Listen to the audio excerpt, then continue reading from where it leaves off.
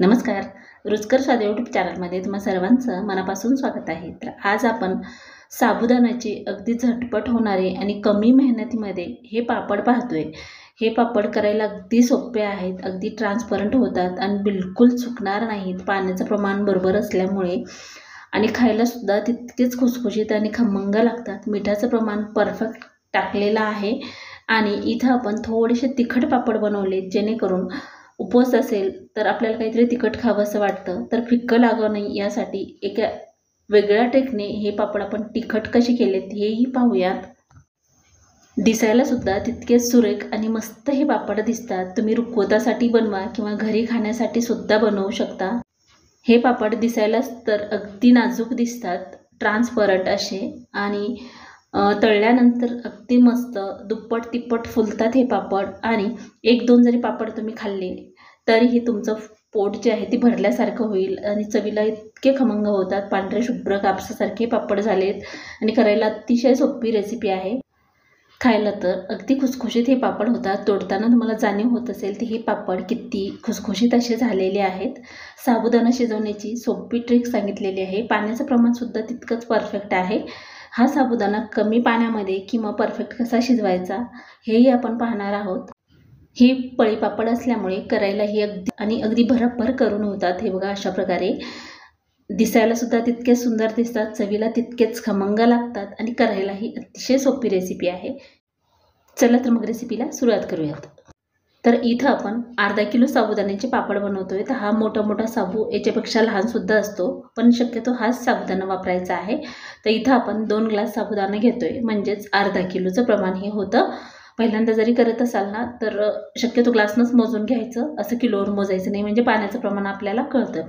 आता इथं खळखळ पाण्याने आपण हे साबुदाणा 2 ते 3 वेळा धुवून घेणार आहोत. कमीत कमी 2 वेळा तरी हा साबुदाणा छान असा ढवळून धुवून घ्यायचा आहे. कचरा किंवा काही पावडर वगैरे असेल तर निघल्या जातं.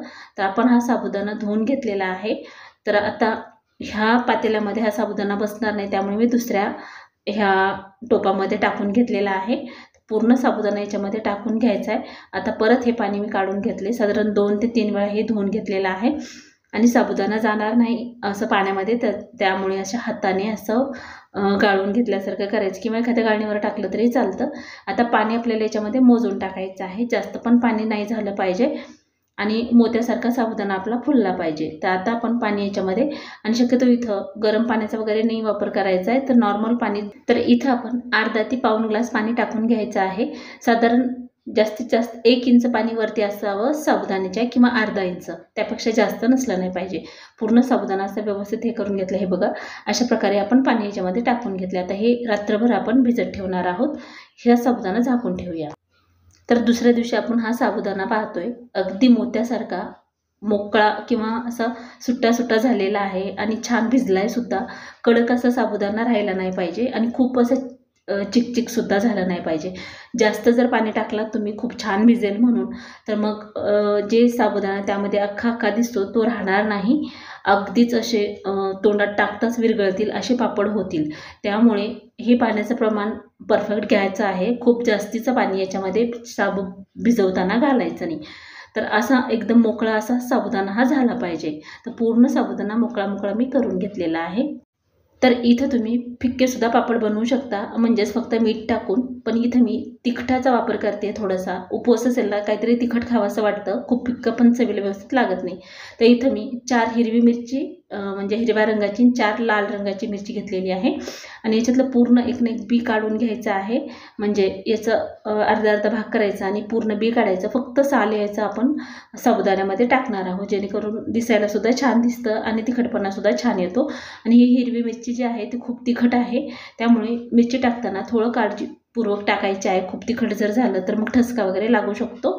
हे बघा, अशा प्रकारे 2 भाग करून घेतल्यानंतर याचं पूर्ण आतलं बी जे आहे ते काढून घ्यायचं. आपल्याला याचं वाटण वगैरे करायचं नाही किंवा काही नाही, फक्त याचं छान असं चौकोनी तुकडे करून घेता येतील अशा प्रकारे करायचं आहे. तर आता हे अशा प्रकारे यातलं बी काढून घेऊया. बी काढून घेतल्याच्यानंतर हे बघा, आता 1 मिरचीचे 2 भाग केलेले आहेत आपण. तर याचे साधारण चौकोनी तुकडे व्हावेत, किंवा पूर्ण साबुदाण्याच्या पापडमध्ये ते दिसले पाहिजे. का तर इथं आपण 8च मिरची घालतोय तिखट मिरची असल्यामुळे, आणि त्याचं फक्त आपण साल घेतलेले आहेत, पूर्ण मिरची वापरलेली नाही. हे बघा, हिरवी मिरची आणि थोडीशी लाल मिरची होती ती अशा प्रकारे कट करून घेतली. आता पाणी टाकून घेऊया. इथं आपण 2 ग्लास साबुदाणा घेतलेला आहे आणि 2 ग्लास साबुदाण्यासाठी आपण इथं दुप्पट पाणी घालतोय, म्हणजे 1 ग्लास साबुदाण्यासाठी 2 ग्लास पाणी वापरायचं आहे. आणि जर का तुम्हाला वाटलं समजा साबुदाणा थोडासा जास्त भिजला नाही तर तुम्ही अर्धा ग्लास तुम्ही एक्स्ट्रा घालू शकता. एखाद्या वेळेस साबुदाणा कधी लवकर भिजतो तर कधी लवकर भिजत नाही. तर इथं बरोबर 1 चमचा फुल भरून मीठ टाकलेलं आहे. हे प्रमाण अतिशय परफेक्ट असं आहे. पाव किलोसाठी अर्धा चमचा टाकायचं आहे, अर्धा किलोसाठी 1 चमचा मीठ वापरायचं आहे.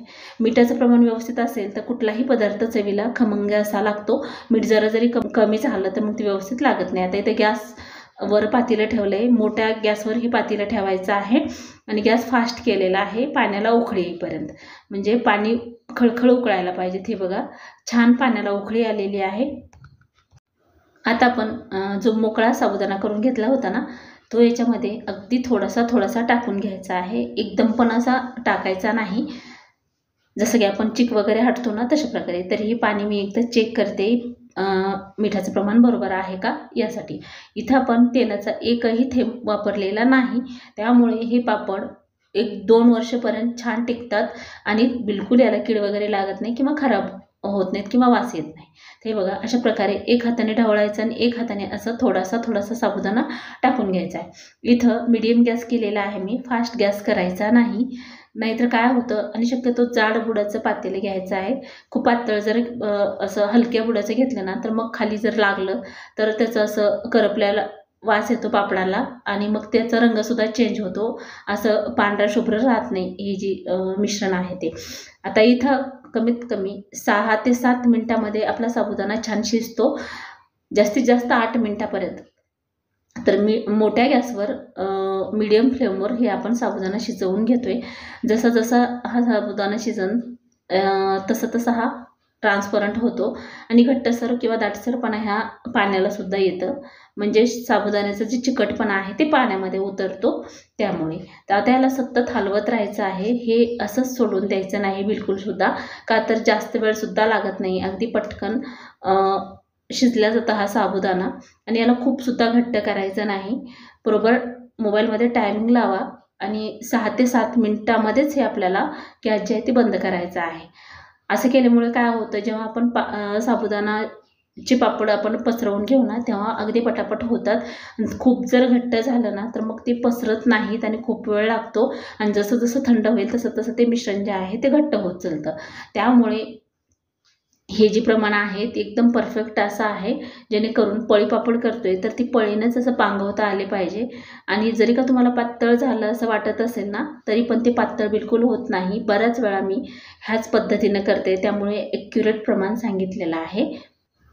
तर 6 ते 7 मिनिट झालेले आहेत. आपण हे सतत साबुदाणा हलवून घेतोय. तर बघू शकता मीडियम गॅसवरच मी हलवून घेते, बिलकुल खाली लागलेला नाही किंवा याचा रंग चेंज झालेला नाही, फक्त हलकासा ट्रान्सपरंट दिसतोय आणि साबुदाणा छान शिजलेला सुद्धा आहे. जरी तुम्हाला पांढरा थोडा दिसत असेल ना तरी आणखीन 1 मिनिट राहिलेला आहे.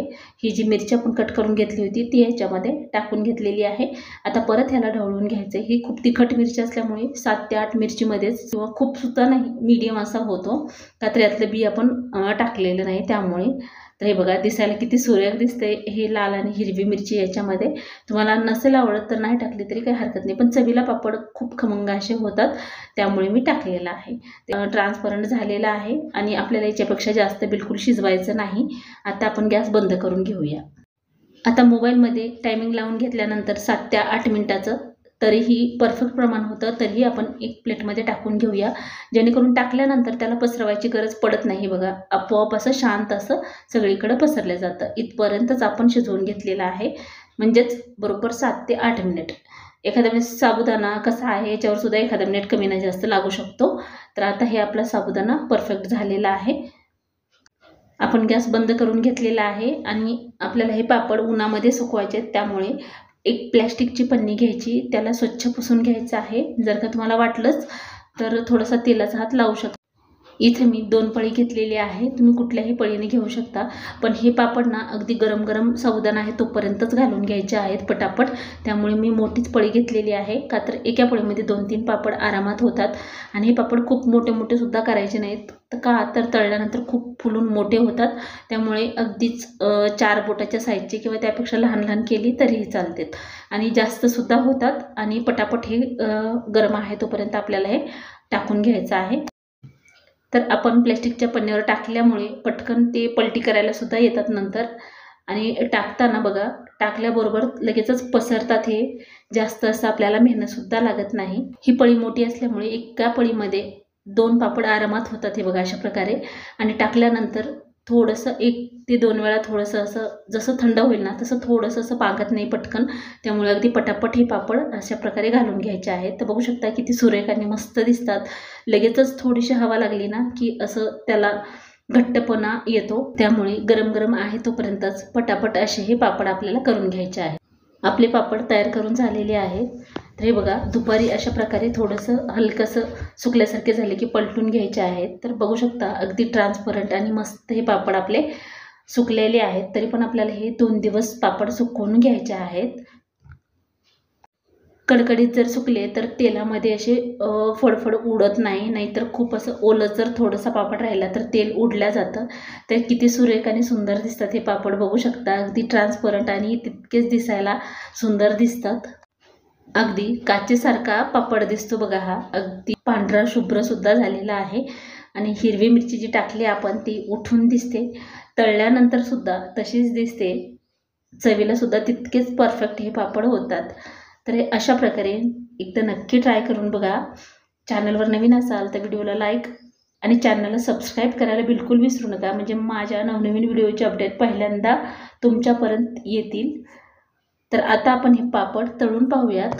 साबुदाण्याचे पापड तळताना तेल अगदी कडकडीत गरम करून घ्यायचं आहे, तेव्हाच पापड तेलामध्ये सोडायचा आहे। तर बघू शकता किती सुरेख पापड दिसतोय हा। तर आपण तेलामध्ये पापड टाकल्यानंतर झाऱ्याने असा प्रकारे दाबून घ्यायचा आहे आणि थोडासा गरम झाला की पलटून घ्यायचा, म्हणजे छान असा फुलला जातो पापड, त्यामुळे कडकडीत सुकणं गरजेचं आहे। तर बघू शकता जे मध्ये अख्खा साबुदाणा दिसतो ना तो जशास तसा राहिलेला आहे आणि बिलकुल असं तोंडात टाकताच विरघळत नाही पापड। पापड कुठलाही असो चावून जर खाल्ला तरच त्याची चव कळते किंवा खाल्ल्यासारखा वाटतो, त्यामुळे खूप पण असं खुसखुशीत पापड झाला नाही पाहिजे, थोडासा चावून खाता येईल अशा प्रकारे व्हायला हवा। त्यामुळे साबुदाणा भिजवताना थोडीशी काळजी घ्यायची आहे, खूप जास्तीचं पाणी घालायचं नाही। तर बघा एकूण एक पापड अतिशय मस्त असा फुगतो आहे, फुलतो आहे आणि दिसायला सुद्धा पांढरा शुभ्र झालेला आहे बघू शकता, एकदम कापसासारखा। तर अशाच प्रकारे आपण 5 ते 6 पापड तळून घेऊयात।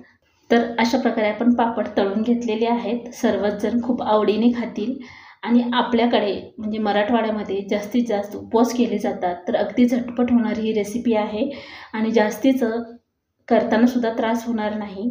तर हे रेसिपी नक्की ट्राय करा। तर मी एक पापड तुम्हाला तोडून दाखवते, तर अगदी खुसखुशीत हे पापड होतात बघा आणि दिसायला सुद्धा तितकेच मस्त दिसतात। तर अशा प्रकारे तुम्हीही एकदा नक्की ट्राय करा।